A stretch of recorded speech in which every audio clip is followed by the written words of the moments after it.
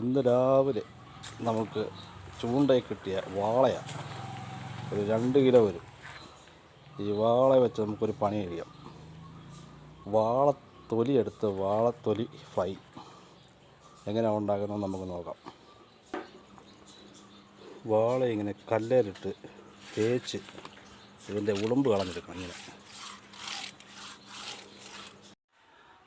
നമ്മുടെ വാള ഇതാ വെട്ടി പീസാക്കിയിട്ടുണ്ട്. ഇത് ആ ഒറ്റ വാളയിൽ നിന്ന് തന്നെ കറി പീസ് നമ്മളെടുത്തു, ഫ്രൈ പീസ് കിട്ടി, പിന്നെ അതിൻ്റെ മുട്ട പനിഞ്ഞിനുണ്ട്, പിന്നെ നമ്മൾ പറഞ്ഞ സാധനം തൊലി, അതിൻ്റെ തൊലി തേച്ചെടുത്തിട്ട് ഇങ്ങനെ ഇരിക്കുന്നതാണ്.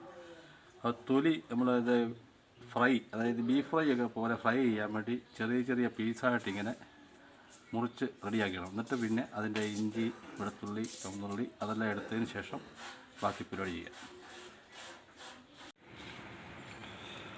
നമ്മുടെ വാളയുടെ തൊലി നല്ല കഴുകി വൃത്തിയാക്കി പീസുകളാക്കി റെഡിയാക്കിയിട്ടുണ്ട്. അതിലേക്ക് ഒരു അല്പം മുളക് പൊടി, അല്പം മഞ്ഞൾപ്പൊടി, ആവശ്യത്തിനുള്ള ഉപ്പ് ഇത് ചേർത്തതിന് ശേഷം അല്പം ചുവന്നുള്ളി, വെളുത്തുള്ളി, ഇഞ്ചി ഇതെല്ലാം കൂടെ നമ്മൾ ഇടിച്ച് ചതച്ച് അതിനകത്തിട്ട് മിക്സ് ചെയ്ത് അല്പനേരം വെക്കണം.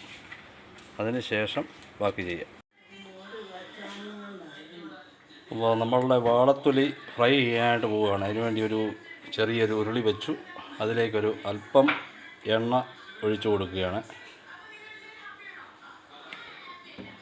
ആ എണ്ണ ചൂടാകുമ്പോഴത്തേക്കിന് നമ്മൾ മിക്സ് ചെയ്ത് വെച്ചേക്കുന്ന വാളത്തൊലി, ഇഞ്ചി, വെളുത്തുള്ളി, ചുവന്നുള്ളി, ഉപ്പ്, മുളക് പൊടി, മഞ്ഞൾപ്പൊടി എല്ലാം മിക്സ് ചെയ്ത് വെച്ചേക്കുന്നത് അത് അതിലേക്ക് ഇട്ട് കൊടുക്കുക. എന്നിട്ട് ചെറിയ തീയിൽ ഇളക്കി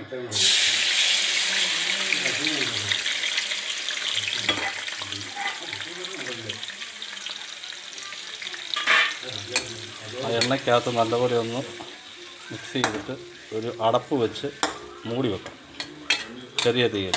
അതൊന്ന് വേകാൻ വേണ്ടിയുള്ള ഒരു സമയം കൊടുത്തതിന് ശേഷം പിന്നെ എണ്ണയിൽ ഫ്രൈ ചെയ്തെടുക്കാം.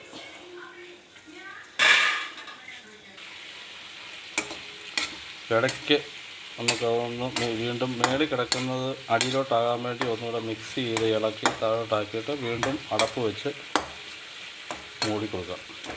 എന്നാലേ എല്ലാ സ്ഥലത്തും കിടക്കുന്നത് വെന്ത് കിട്ടുള്ളൂ. ഇതിനകത്ത് അധികം വെള്ളമില്ല.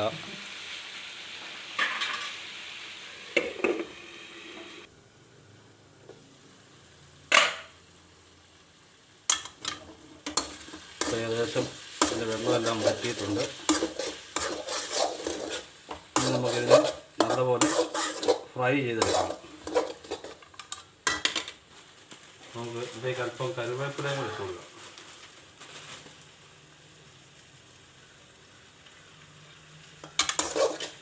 ഇനി ഇതിനകത്ത് തീ കൊടുത്ത് അല്പം എണ്ണയും കൂടെ കൊടുത്ത് നല്ലപോലെ ഫ്രൈ ചെയ്തെടുക്കാം.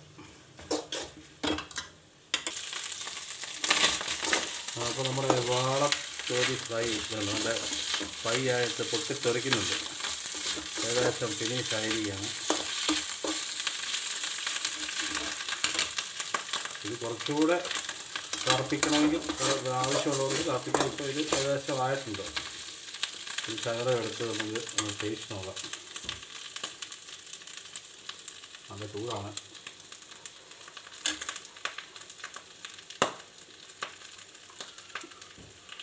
കൊള്ളാം. കഴിച്ചിട്ടില്ലാത്തവർ ഇങ്ങനെ ഒന്ന് ട്രൈ ചെയ്ത് നോക്കും. ഇതുപോലത്തെ ഐറ്റങ്ങളുമായിട്ട് ഞങ്ങൾ വീണ്ടും വരുന്നതായിരിക്കും. ഷിബൂസ് പാചകങ്ങളെ പ്രോത്സാഹിപ്പിക്കുക, സബ്സ്ക്രൈബ് ചെയ്യുക, കാണുക. ബൈ.